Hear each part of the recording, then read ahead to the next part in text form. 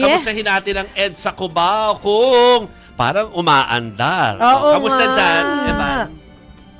Yes, Joey, si Kim Mase. Currently, nandito tayo sa EDSA show, no, kung saan nga may kita natin sa aking likuran na medyo maluwag nga yung daloy ng trapiko. No? Isa nga dyan sa tinitignan kung bakit ganyan yung daloy ng trapiko ngayon.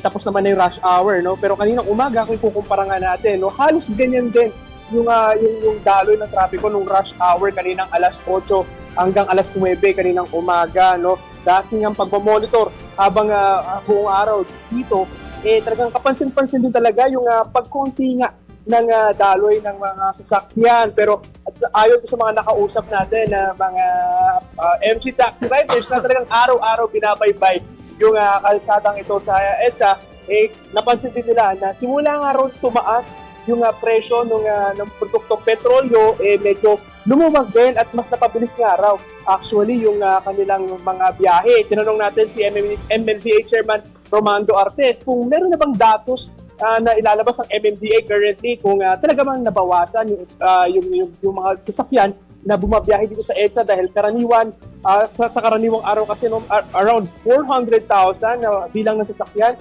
yung dumadaan dito sa EDSA. Pero currently, pakita natin kung gaano kaluwag yung sitwasyon dito sa EDSA. Ito, pag naglakad tayo, talagang maluwag yung daloy ng trapiko. Nagkakaroon lang talaga ng congestion dito nga sa mga pumipila ng sasakyan papasok doon sa Shaw Tunnel.